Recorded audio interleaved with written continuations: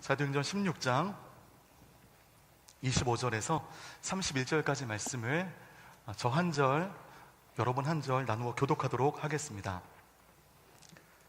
한밤중쯤 됐을 때에 바울과 실라가 기도하며 하나님께 찬송을 부르자 다른 죄수들이 귀 기울여 듣고 있었습니다. 그런데 갑자기 큰 지진이 일어나 감옥이 기반부터 흔들렸습니다.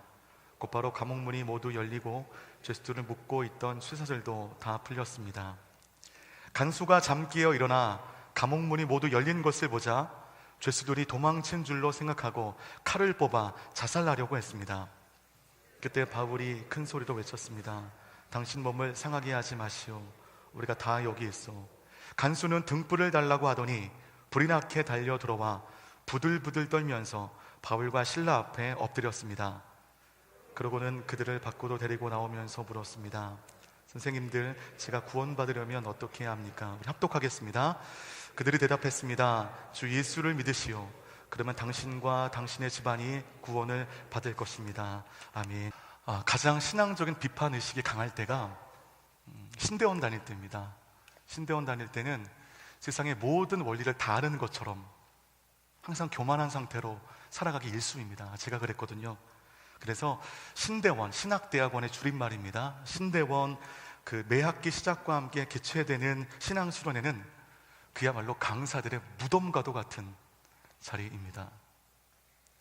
그런데 제가 신대원 다닐 때 2004년에 정말 최고의 강사가 섭외되었습니다. 신앙수련회 때는 항상 우리의 관심사는 어떻게 해서 이 출석 카드를 잘 활용해서 가장 빠지기 좋을 때 적절하게 빠질 수 있을까, 이거를 고민하는데 그때 강사가 너무 좋아가지고요, 저는 한 번도 빠지지 않고 끝까지 그 집회를 다 참석했습니다. 누구셨겠습니까? 하영조 목사님이셨으면 얼마나 좋겠습니까마는 오카노 목사님이 오셨어요. 향조 목사님 한 번도 안 오셨어요. 너무 바쁘셨던 것 같아요. 오카노 목사님 오셨으니까 당연히 그 신앙수련의 주제가 뭐였겠습니까? 제자론입니다. 설교 시간을 통해서 그 오카노 목사님의 제자 훈련이 중심 주제가 되었습니다. 모든 집회가 다 끝나고 예정이 없던 Q&A가 있었습니다. 제자 훈련으로 사랑의 교회라고 하는 거대 교회를 일구신 이 옥 목사님에 대한 신대원들의 참신하고 다소 공격적인 질문이 막 쏟아졌습니다. 그런데 지금 2014년이었으니까 한 16년이 지났잖아요. 지금도 많은 사람들 가운데 회자되고 있는 질문과 대답이 있습니다. 제가 그 자리에 있었거든요. 어떤 학생이 이런 질문을 했습니다. 상대적으로 지식 수준이 높고 사람들의 살림살이가 나은 강남 사람들에게는 제자훈련이 먹히겠지만 달동네에서 하루 벌어 하루 먹고 사는 사람들에게도 이 제자훈련이 가능하다고 보십니까? 그 순간 예배당이요, 정적이 쫙 깔린 겁니다. 모두 다 공감되는 질문이었던 거예요. 저라도 하고 싶은 질문이었거든요. 나중에 그때 2004년 저희 서울신학대학교 신대원에서 설교했던 그 설교의 내용이 책으로 남았거든요. 지금도 팔리고 있는데 나중에 안 건데 오 목사님이 그 질문을 받고 마음으로 기도하셨대요. 너무나 중요한 질문이었기 때문에, 너무나 엄중한 질문이었기 때문에 대답하기 전에 마음으로 기도하셨답니다. 잘 대답할 수 있도록 성령 하나님께서 지혜를 달라고. 그때 오 목사님의 대답이 단 한 문맥이었습니다. 만약 내가, 오 목사님을 지칭하겠죠, 만약 내가 달동네에 가면 제자훈련 할 것 같습니까? 안 할 것 같습니까? 이것이 그 질문에 대한 오 목사님의 대답의 전부였습니다. 그러니까 제자훈련은 환경과 수준의 문제가 아니라는 것입니다. 문제는 내가 추구하는 것, 내가 옳다는 것에 미치지 않아서가 문제지, 미치게 되면 그 환경과 수준과 그 모든 것을 뛰어넘는다는 것입니다. 이 옥 목사님의 대답은 나중에 광인론, 미친 사람, 광인론으로 정리가 되어서 제자훈련의 어떤 기초와도 같은 논리가 되는데, 저는 광인론이야말로 제자훈련이라고 하는 특정 양육체계만의 기초가 아닌 우리 모든 크리스찬들의 신앙의 기초여야 된다고 저는 믿습니다. 미쳤다라는 그 말은요, 어느 한 곳에 심하게 몰두하고 있는 모습입니다. 다른 건 들리지 않아요. 다른 건 보이지 않아요. 오로지 한 곳에만 몰두하는 것입니다. 이 땅을 변화시키고 이 땅에 어떤 의로운 흔적, 은혜의 스티그마를 남긴 사람들의 삶은 항상 미쳐 있었습니다. 미친 사람이 세상을 변화시켰던 것입니다. 여러분, 저와 여러분들 다 예수 믿으시잖아요. 예수를 믿기로 결정하는 것은 우리 모두가 예수께 미치기를 결정하는 것입니다. 예수님의 도는 세상의 도와 너무나 달라서 이 두 길을 함께 갈 수 없어요. 예수님의 도를 선택하면 세상의 도를 포기해야 됩니다. 세상의 도를 선택하면 예수님의 길을 걸어갈 수 없습니다. 근데 우리의 문제는 이 두 가지의 도를 다 갖고 싶어 한다는 것입니다. 예수 믿으면서 세상의 재미를 다 누리길 원하고, 예수 믿으면서 세상의 가치대로 살아가길 원하고, 예수 믿으면서 세상의 사람들이 열광하는 그 모든 것들을 소유하길 원한다는 것입니다. 그러면 다 놓쳐요. 동양 철학에서 여러분, 맹자라는 사람이 그 인간을요 세 종류로 분류했습니다. 첫 번째, 성인이고요. 두 번째는 많이 들어보셨을 거예요. 군자입니다. 세 번째는요, 이거 어려운 말인데 향원입니다. 이 성인은 그야말로 세상의 도를 완전히 깨우친 사람을 말하고요. 군자는 성인까지는 아니지만 그 성인의 길을 추구하며 나아가는 사람을 군자라고 얘기합니다. 그렇다면 발음도 어려운 이 향원은 누구인가? 성인의 길을 따르지 않으면서 성인의 말만 짓거리는 사람을 향원이라고 합니다. 여러분, 우리 성도들 안에도, 우리 예수 믿는 우리들 가운데도 향원과 같은 그리스도인들이 적지 않죠. 예수 그리스도의 길을 따라 걷지 않으면서 예수 그리스도의 말씀만 짓거리는 사람들, 다시 말해 내용과 형식만 그럴듯한 사람들, 예배하는 모습은 흠잡을 데가 없고 누가 봐도 은혜로이 예배하지만 그러나 그 안에 나의 삶을 변화시키는 말씀의 능력이 없는 사람들, 경건의 모양은 완벽한데 경건의 능력이 없어서 내 안에 여러 모양으로 있는 귀신을 쫓아내지 못하고 삶 속에 매번 치이고 패배하는 패잔병의 모습으로 근근히 살아가는 사람들, 영적 향원과도 같은 사람들입니다. 그러면 우리가 어떻게 그리스도를 진심으로 따르고 그리스도의 말씀을 내 삶의 원리로 살아갈 수 있을까요? 미치는 것입니다. 몰두하면 됩니다. 다른 어떤 것이 나의 생각과 나의 마음을 주관하지 않도록 그것에 몰두하는 것입니다. 예수에게 몰두하는 것이죠. 형식과 환경과 내용을 뛰어넘어 내 삶을 변화시키고 그 세상을 변화시키려면 우리는 미쳐야 한다는 것입니다. 얼마 전에 혹시 개통령이라고 아세요? 개통령이라는 별명을 가진 그 강형욱 씨에 대한 기사가 제가 읽고 있는 중앙일보에 나왔었는데, 그의 직업은 아시는 바와 같이 반려견 행동 교정 전문가입니다. 생긴 것도 생기신 생김새도 굉장히 그 강아지를 닮으셨어요. 그래서 근데 세상에 나쁜 개는 없다가 그분이 출연했던 TV 프로그램이잖아요. 근데 그 프로그램 보면요, 세상에 나쁜 개만 나와요. 와, 저는 개를 개인적으로 되게 좋아하는 사람인데 거기서 나오는 개 만날까봐 개 못 키우겠습니다. 근데 어떤 나쁜 개든지 이 강용욱 씨와 함께 몇 시간만 같이 있으면 그 개들이요 순한 양처럼 바뀌어요. 이 강용욱 씨에 대한 이 과거의 삶이 이제 기사로 조명이 됐는데, 이 사람은 그냥 엘리트 코스로만 살아온 줄 알았는데 그러지 않더라고요. 중학교 3학년 때 너무 집안이 가난한 겁니다. 도저히 공부로는 살아갈 수 없고 공부를 한다는 듯 집안에 서포터를 해줄 수 없다고 생각을 해서 그러니까 옛날부터 그렇게 좋아했던 그 개와 함께 살기로 결정을 하고 어머님께 저 집을 나가 개와 함께 살겠습니다 라고 얘기했을 때 어머니가 펑펑 우셨답니다. 예, 집을 나와서 아주 멀리 있는 곳에서 개 80마리와 함께 6년을 먹고 잤다는 거죠.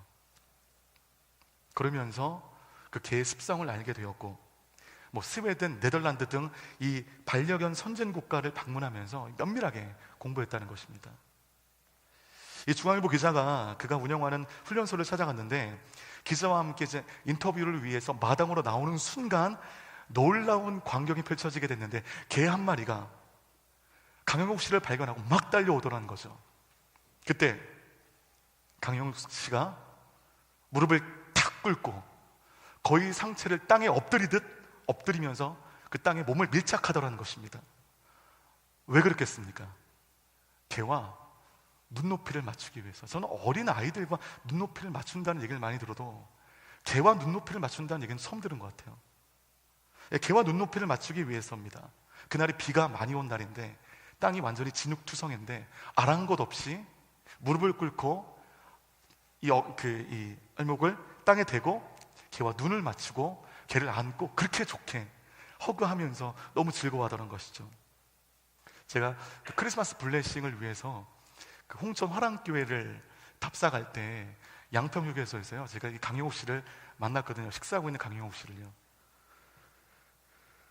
TV에 나오는 그런 깔끔한 얼굴이 아니고요, 온몸이 흙투성이고, 그리고 신발은 그 군화를 신으셨어요. 그러니까 저의 외모와는 크게 다를 바 없는 너무 평범한 사람인 거죠. 기사를 보니까 이 사람이 왜 이렇게 흙투성이었는지를 알게 되더라고요. 밀착해야 되니까, 개와 눈높이를 맞춰야 되니까. 이 강혁 씨 품에 안긴 개가 그렇게 좋아하는 모습을 보면서 기자가 정말 개 정말 잘 훈련시키셨다고 얘기하니 강영욱 씨가 그랬답니다. 나는 개를 훈련시키는 사람이 아니라 나는 개와 잘 놀아주는 사람입니다. 그 기사를 보고요 제가 느꼈습니다. 이 사람 미쳤다. 이 사람 진짜 개 미친 사람이구나. 네. 미치지 않으면 도달할 수 없는 수준을 지금 강형욱 씨가 우리에게 보여주고 있는 것입니다. 사도행전에 증언되는 우리 사도 바울 역시 미치지 않으면 도달할 수 없는 수준의 삶을 보여준 아주 제대로 미친 사람입니다. 그는 좋은 의미에 미쳤다와 나쁜 의미에 미쳤다라는 얘기를 한꺼번에 들은 사람입니다. 좋은 의미로 그가 예수께 미쳐버리니 그는 가는 곳마다, 밟는 곳들마다, 당도한 곳들마다 세상을 뒤집어 버리지 않습니까? 요양차 당도했던 비시디아 안디옥에서도, 핍박받아 도망쳤던 이고니온에서도, 루스트라와 더베에서 돌에 맞아 죽을 뻔했지만 기어코 살아났고, 후에 이곳을 또다시 방문하여 디모데를 발굴하지 않습니까? 자기를 죽이려 했던 사람들이 눈 시퍼렇게 뜨고 있는 그곳에 다시 찾아가는 그 모습, 미친 사람입니다. 그런데 세상 사람들 눈에 그는 대화가 안 되는 사람입니다. 도무지 제어가 안 되는 사람입니다. 사도행전 26장 말씀 보면 베스도 각하가 사도 바울을 향해서 이렇게 얘기하는 구절이 있죠. 함께 읽도록 하겠습니다. 시작. 바울이 이같이 말하자 베스도가 바울아 내가 미쳤구나. 내 많은 학식이 너를 미치게 했구나. 베스도가 말한 미쳤다라는 것은 나쁜 의미에 미쳤다는 것입니다. 이제 너에게는 대화가 안 되는구나. 넌 도저히 어떻게 제어할 수가 없구나. 누가 봐도 사도 바울은 미친 사람이 맞습니다. 그런데 이 베스도는 이 바울이 학식에 많아 그 학식 때문에 미친 것으로 생각했는데 사도 바울은 학식에 많아 미친 사람이 아니었습니다. 그는 예수에 미친 인생이었습니다. 예수께 미친 사람은 가는 곳마다 거룩한 충격, 우리 대청의 표현인 홀리 임팩트를 주는 것입니다. 가는 곳마다 홀리 임팩트입니다. 그러므로 우리 삶의 모든 문제의 원천은 저와 여러분이 아직 향원이기 때문이에요. 그리스도의 길을 따라 걷지 않으면서 그리스도의 말만 짓거리고 있기 때문입니다. 내용과 형식만 완벽하지 그 내용이 나를 인도하는 능력으로 작용하고 있지 않기 때문에 이 모든 것이 문제가 되는 것입니다. 주는 그리스도시요 살아계신 하나님의 아들이십니다. 예수 믿는 누구나 외우고 있는 이 놀라운 고백을 한 베드로가 그 고백을 한 직후에 예수님에게 사탄아라고 책망받습니다. 예수님께서 걸어가셔야 할 그 메시아의 길을 이해하지 못한 베드로는 이 메시아의 길이 영광받는 길, 인기의 길, 화려한 길인 줄 알았습니다. 예수님 말씀하시거든요. 나는 3일 만에 죽을 것이다. 난 핍박당할 것이다. 도무지 베드로가 이해할 수 없는 말씀을 하시니 베드로가 예수를 향하여 항의합니다. 그 말씀 좀 그만하시라고. 그때 예수님이 베드로에게 얘기하죠. 사탄아, 내 뒤로 물러가라. 변화되기 전에 이와 같은 베드로의 삶, 신앙을 하는 이유가 내가 추구하는 삶을 이루기 위하여 예수님을 이용하는 삶, 신앙을 이용하는 삶. 저와 여러분들은 아직 향원을 벗어나지 못한 사람일 수 있습니다. 오늘 본문이야말로 광인과도 같은 정말 예수님께 미친 한 가지 사건이 나오고 있습니다. 바울과 실라가 빌립보에서 복음을 전하다가 감옥에 들어가게 됩니다. 감옥에 넣었는데 여러분 24절의 말씀을 보면 깊숙한 감방이라고 되어 있습니다. 대본에 알 수 있어요. 빌립보 지역에 발생한 중범죄의 죄인들을 가두는 지하 감옥이었습니다. 지하 감옥에 이 바울과 실라를 집어 넣은 것입니다. 그 이유가 좀 어이없어요. 귀신 들린 한 여종을 예수 이름의 권세로 물리쳤는데 이 여종에게서 귀신이 떠나가니까 점을 치는 능력을 상실하게 되었습니다. 이 점을 치는 것이 수익의 주요한 근원이었던 주인이 여러 명이었나 봐요. 주인들이 화가 나요. 이 바울과 실라를 소란을 일으키는 사람으로 고소고발하게 되게 되죠. 재판을 받지 못하고 그는 빌립보의 지하 감옥에 투옥되게 됩니다. 심한 매질을 맞게 됩니다. 옷 벗김을 당하게 됩니다.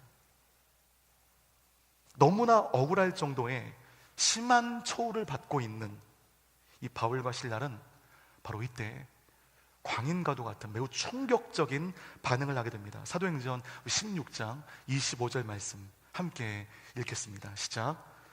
한밤중쯤 됐을 때 바울과 실라가 기도하며 하나님께 찬송을 부르자 다른 죄수들이 귀 기울여 듣고 있었습니다.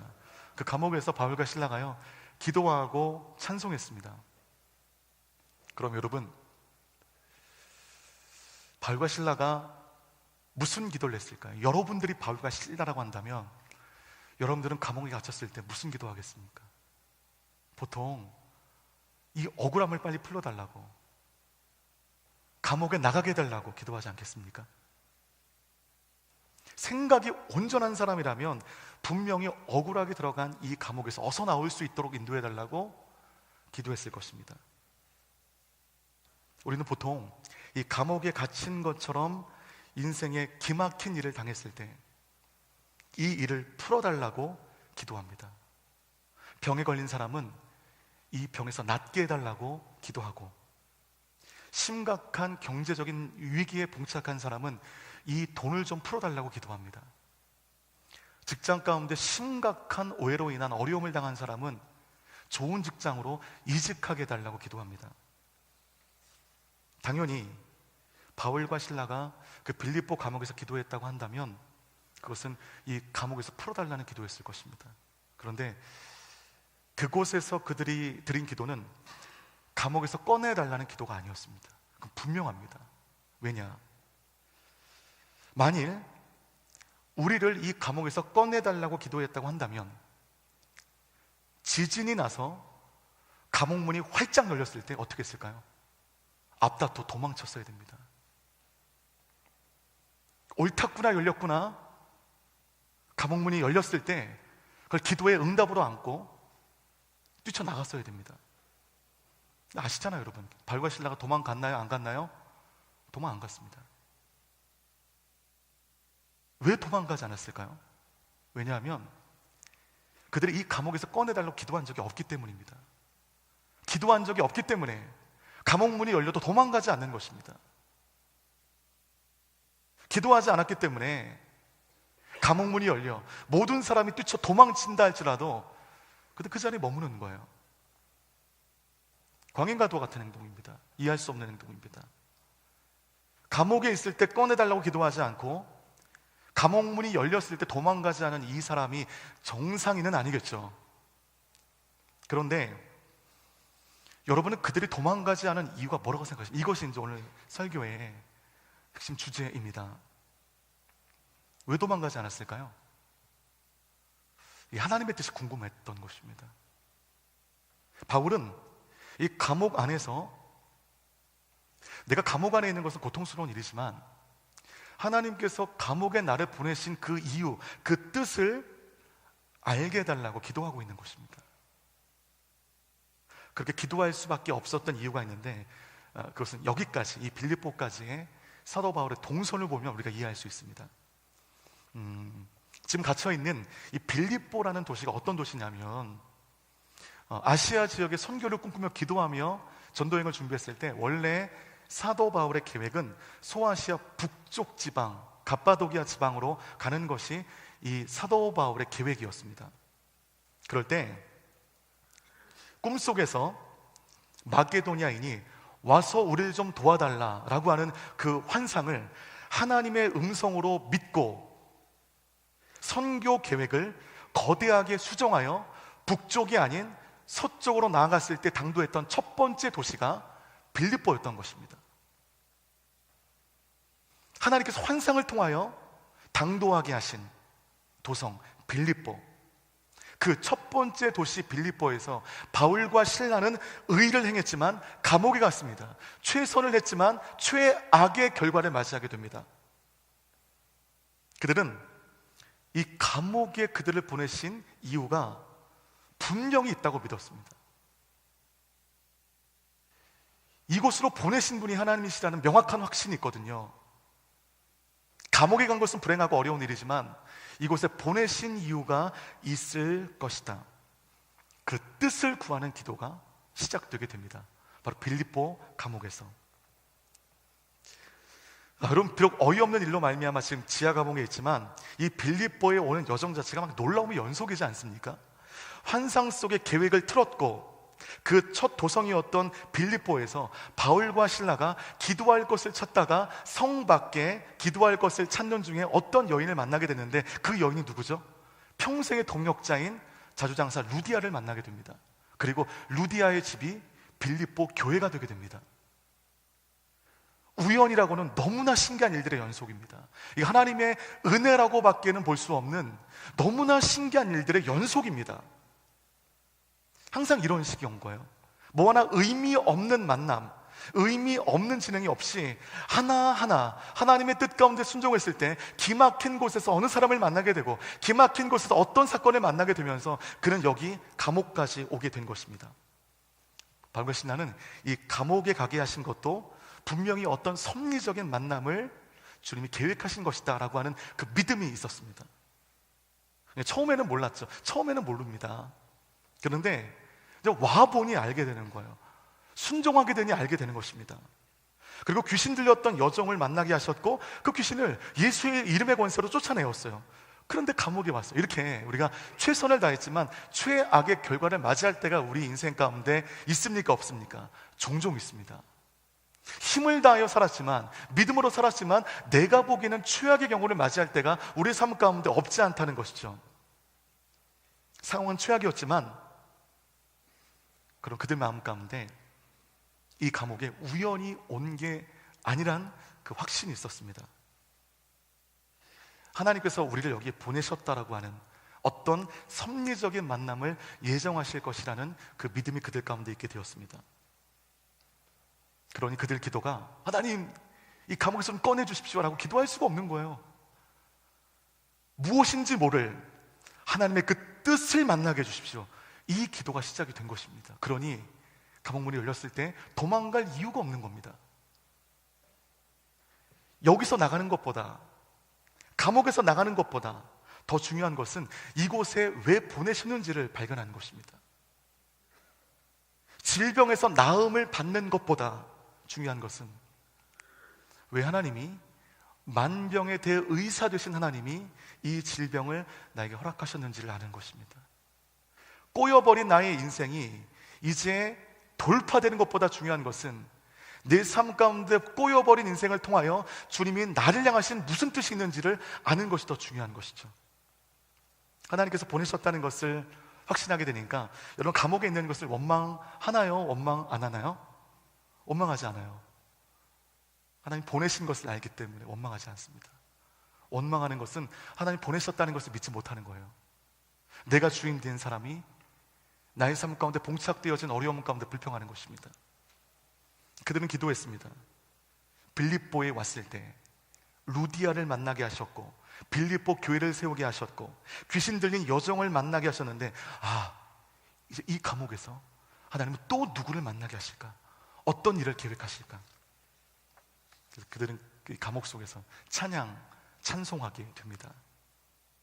지금까지 한치의 오차 없이 나를 인도하신 하나님의 손길에 대한 기대감으로 그들은 찬송할 수 있었습니다. 그들의 몸은 비록 옥에 갇혀 있지만 그들의 마음은 갇혀 있지 않습니다. 그들에게는 이 옥에 갇히고 풀리고가 문제가 되지 않아요. 하나님의 뜻이 풀리는 것, 감옥에 보내신 분이 하나님이시라는 그 확신으로 거기서 주의 일하심을 믿게 되었고, 그러면 그들은 그 감옥에서 가장 할 수 없는 일, 기도와 찬양을 하게 됩니다. 여러분, 이렇게 감옥에서 기도하고 찬양하는 것, 이것 자체가 여러분 광인의 모습입니다. 우리 25절 말씀 우리 한 번 더 읽도록 하겠습니다. 시작. 한밤중쯤 됐을 때 바울과 실라가 기도하며 하나님께 찬송을 부르자 다른 죄수들이 귀 기울여 듣고 있었습니다. 여러분, 이 말씀 가운데 우리가 좀 유념해 봐야 될 말씀이 다른 죄수들이 귀 기울여 듣고 있었다라고 하는 구절입니다.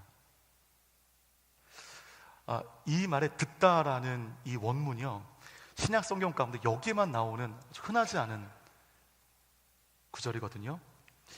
듣다라고 하는 그 의미는 어떤 거냐면요, 마치 공연, 신앙송이 이루어질 때 관객들이 편안한 마음으로 듣는 그 들음을 얘기합니다. 지금 죄수들이 바울과 실라의 기도와 찬송을 마치 공연 앞에 관객들이 편안한 마음으로 듣는 것처럼 듣고 있는 겁니다. 찬양할 수 없는 상황 가운데 난데없이 울려 퍼진 바울과 실라의 노래가 죄수들의 마음을 편안하게 해주었다는 것이 주석 해석입니다.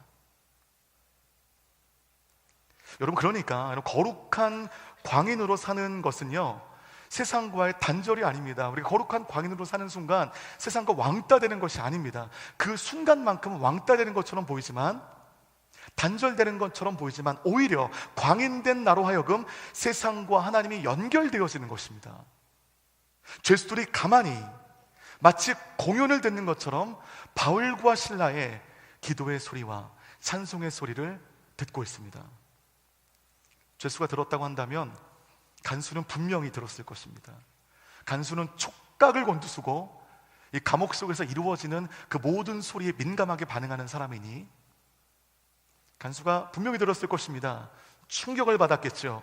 그 어느 누가 감옥에서 감히 노래할 수 있는가? 뭐 기도는 할 수 있을 겁니다. 100번 양보하면. 누가 찬양할 사람이 누가 있겠습니까? 저들은 누구인가? 어떻게 감옥에서 노래할 수 있는가? 미치지 않고서야 저 사람들 저럴 수 있는가?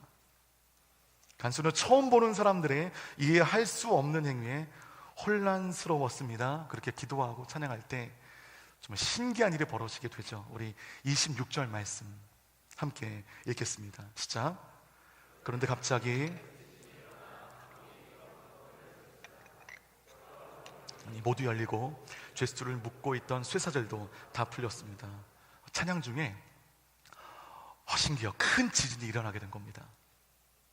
그런데라고 하는 이 구절에 그런데라고 하는 원문 대라고 하는 헬라어는요, 그리고입니다. 그리고. 문맥의 자연스러운 흐름에 맞게 우리말에서는 그런데라고 했지만 그리고가 맞습니다. 25절에 나타난 바울과 실라의 모습과 본절의 사건이 연결이 됨을 알려주는 그리고라는 구절입니다. 바울과 실라가 이 감옥에서 꺼내달라고 기도하지 않고 하나님의 뜻을 알 수 있도록 간구하며 상황을 뛰어넘어 기도하며 찬송했을 때 그 기도와 찬양은 초자연적인 하나님의 일하심으로 그 빌립보 감옥 가운데 나타나게 되었다는 것입니다. 기도는 우리 하나님께 손을 내미는 것입니다. 내가 기도한 대가로 응답받고자 하는 마음으로 하나님께 나아가 읊조리는 것이 아닙니다. 단지 이 일의 주인 대신 하나님께 손을 내밀고 그 하나님께서 우리의 손을 붙잡아 주시는 순간 우리의 삶 가운데 상상도 하지 못했던 기적, 이적의 역사가 시작되는데, 저는 오늘 빌립보 감옥에 큰 지진이 일어났던 것처럼 답답하고 고된 여러분의 삶 가운데 하나님의 손을 붙잡는 순간 나타나는 그 기적의, 이적의 은혜가 경험되어지는 성령의 모든 예배자들 되시기를 주님의 이름으로 축복합니다. 큰 지진이 일어났어요. 27절 말씀을 계속 한번 보도록 하겠습니다. 27절입니다. 시작. 간수가 잠 깨어 일어나 감옥문이 모두 열린 것을 보자 죄수들이 도망친 줄로 생각하고 칼을 뽑아 자살하려고 했습니다. 네, 여러분, 여기는 감옥입니다. 좀 큰 지진이 났습니다. 지진의 충격으로 모든 옥문이 활짝 열렸습니다. 이것을 어려운 말로 횡재라고 하죠. 횡재입니다. 문이 열렸습니다. 그냥 나가면 됩니다. 그러면 여러분, 무슨 일이 있겠습니까? 그 안에 있는 모든 죄수들이 나가는 것은 당연한 것입니다. 간수가 확인해 보지도 않고 감옥문이 몽땅 열린 것을 보고 죄수들이 도망쳤구나, 이것을 알고 이제 앞으로 있을 그 문책과 그 책임지는 것에 대한 두려움으로 자결하고자 칼을 뽑아 들게 되었습니다. 바로 그때 그 어둠 속에서 소리가 들리게 되죠. 우리 28절 말씀입니다. 함께 읽겠습니다. 시작. 그때 바울이 큰 소리로 외쳤습니다. 당신 몸을 상하게 하지 마시오. 우리가 다 여기 있어. 어둠 속에서 사람의 소리가 들려왔다는 거죠. 당신 몸을 상하게 하지 마시오. 그 다음에 중요한데, 우리가 다 여기 있어. 우리가 다 여기 있다는 것입니다. 우리가 다라고 할 때 이 우리 다에 속하는 사람이 누구겠습니까? 바울과 신라겠습니까? 바울과 신라와 함께 빌립보 감옥, 지하 감옥 저 구석에 갇혀있던 중범죄자로 예측되어지는 그 흉악모도했던 범죄자들이 감옥문이 열렸음에도 불구하고 도망가지 않고 바울과 신라와 함께 그곳에 머물러 있는 충격적인 일이 있게 되었습니다. 감옥에서 기도하고 찬양한 바울과 신라, 그의 기도의 소리와 찬송의 소리를 마치 공연장에서 편안한 마음으로 듣는 것처럼 듣고 있었던 죄수들, 이내 시작된 강한 지진과 그 충격으로 말미암아 열려진 옥문, 이 모든 상황 속에서 죄수들은 바울과 신라를 주목하지 않을 수 없습니다. 이 지진은, 이 놀라운 역사는 이 두 사람을 통하여 나타난 것이라는 것을 그 감옥에 갇혀있던 모든 사람들이 알게 되었습니다. 그런데 바울과 신라가 도망치지 않는 거예요. 그들이 도망쳤다면 죄수들도 도망쳤을 것입니다. 그런데 바울과 신라는 도망치지 않았습니다. 지난주의 말씀 잠깐 확인을 하면 카타토 아우터 기억하십니까? 늘 한결같은 마음으로 있어야 할 곳에서 그들은 그 감옥에 머물러 하나님의 뜻을 구했습니다. 감옥문이 열려지는 것이 그들의 목표가 아닙니다. 감옥문이 열려지는 것이 그들의 원하는 바가 아닙니다. 왜 이 감옥에 보내셨는지, 누굴 만나게 하실 것인지, 어떻게 이 빌립보까지 인도하신 성령님께서 우리를 인도하실지 그것을 묻고 있었습니다. 도망가지 않았습니다. 도망칠 이유가 없었죠. 애시당초 그들은 감옥에서 도망치는 것은, 나가는 것은 관심조차 없었습니다. 그래서 여러분, 사람들은요, 우리 믿는 사람들은 지금 이 자리에 하나님의 뜻이 어디 있는지를 구하지 않습니다. 내일 저곳에, 잘 보이지도 않는 내일 저곳에 하나님의 뜻이 있는 것을 믿습니다. 왜냐하면 지금 나의 삶 가운데 그리 밀착된 일들이 아니기 때문에. 맞죠? 나는 은혜로 살 거예요. 나는 뭐 승리할 겁니다. 저 멀리에 있는 일에 대해서 우리가 믿습니다. 이런 사람들이 옥문이 열면 그냥 뒤돌아보지 않고 도망가는 것입니다. 항상 내일 저곳에, 나와 동떨어진 곳에 하나님의 뜻이 있다고는 내가 믿습니다. 그런데 그 하나님의 뜻이 괴로운 바로 여기 지금, 고통스러운 바로 여기 지금 이곳에 있다고는 믿지 못하는 거예요. 이것을 탈출할 생각만 합니다. 이것을 벗어날 생각만 합니다. 하나님의 뜻 묻지 않고 왜 이런 고난 가운데 내가 있는지, 이 일을 통하여 하나님 원하시는 것이 무엇인지를 전혀 묻지 않고 내 묶인 나의 질병 풀어달라고만 기도합니다. 직장 좀 옮겨달라고만 기도합니다. 이 돈의 문제만 좀 풀려달라고 기도합니다. 어디에도 하나님의 뜻은 안중에도 없습니다.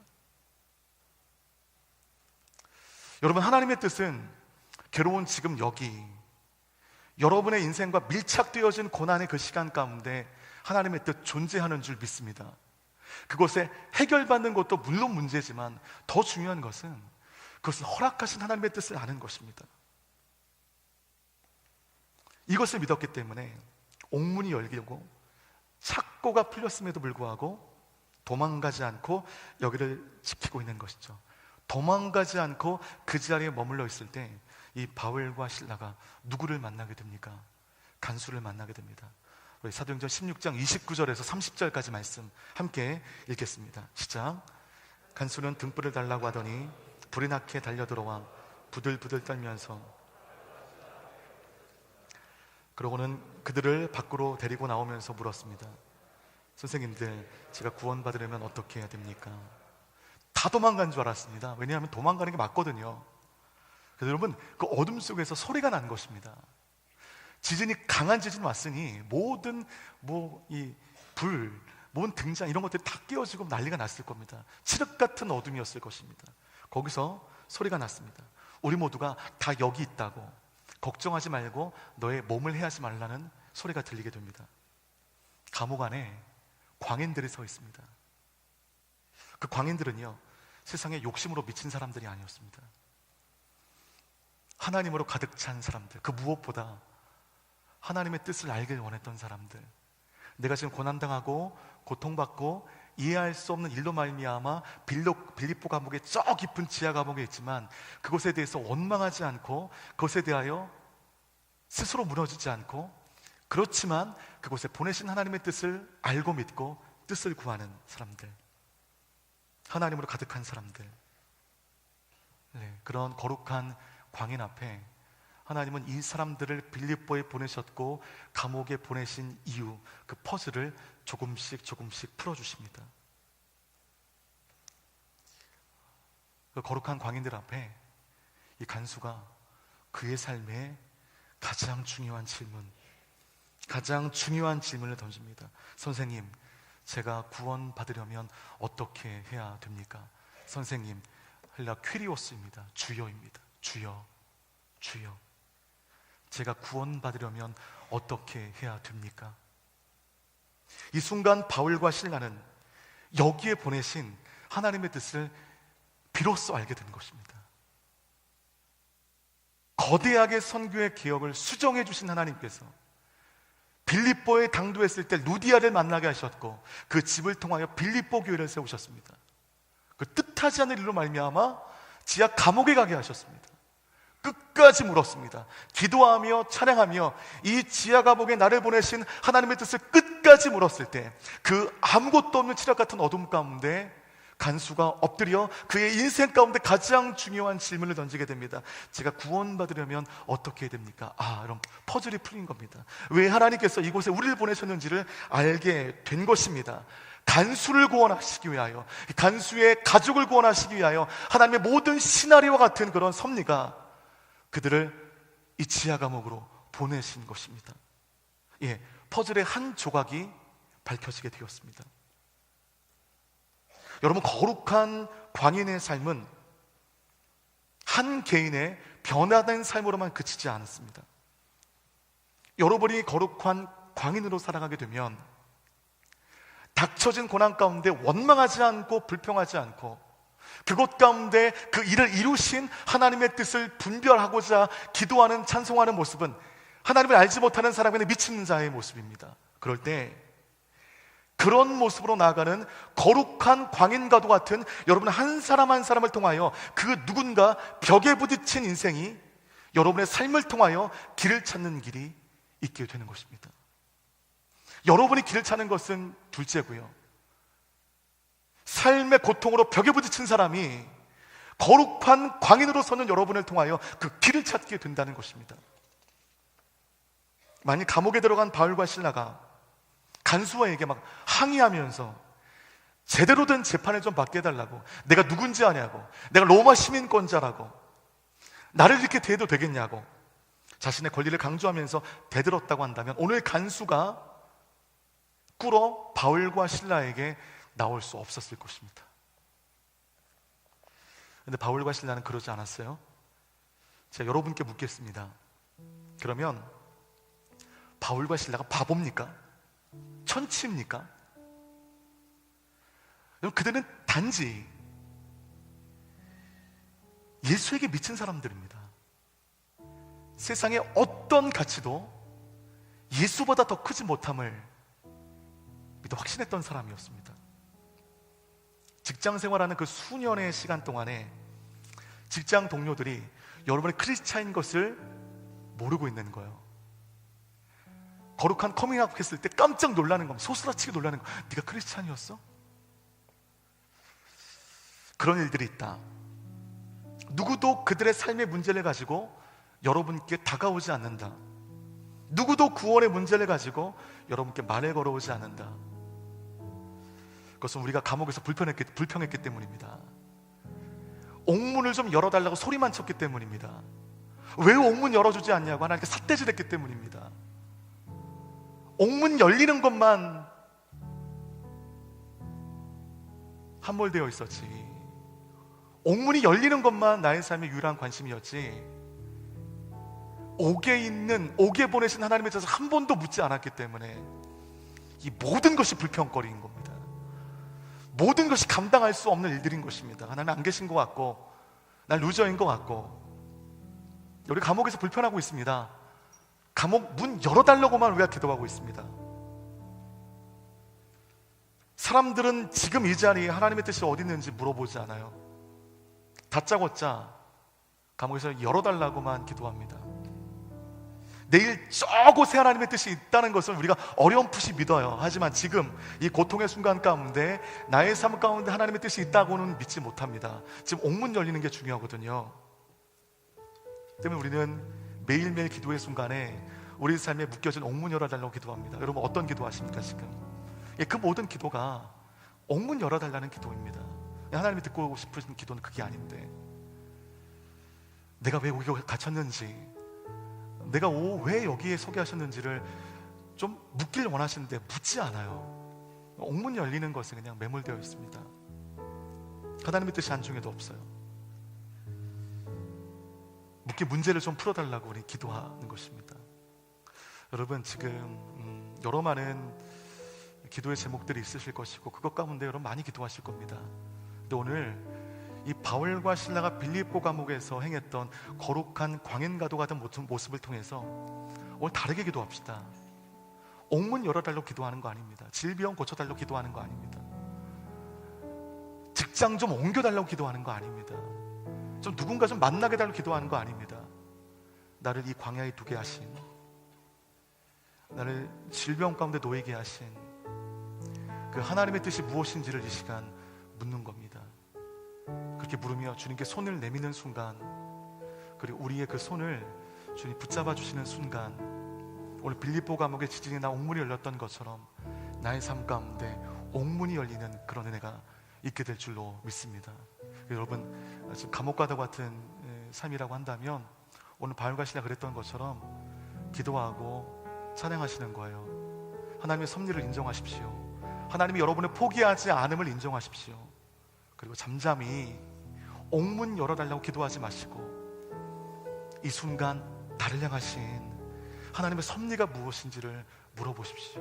하나님 말씀해 주실 줄로 믿습니다. 우리 마음 위로해 주실 줄로 믿습니다. 그 마음으로 이 시간 여러 많은 옥에 갇힌 것 같은 느낌과 감정으로 매몰되어 있는 여러분들, 이 시간 함께 이 옥 속에서 찬양하겠습니다. 그 자리에 좀 일어나 주시겠습니까? 나를 온전하게 하실 하나님을 바라보면서 지금 이 자리는 우리의 인생의 빌립보 감옥입니다. 어디에도 소망이 없고 어디에도 희망이 없어 보이는, 그러나 우리는 이 자리에서 찬양할 수 있고 이 자리에서 기도할 수 있음은 하나님이 우리와 함께 하시기 때문이죠. 하나님의 계획이 우리 가운데 살아있기 때문입니다.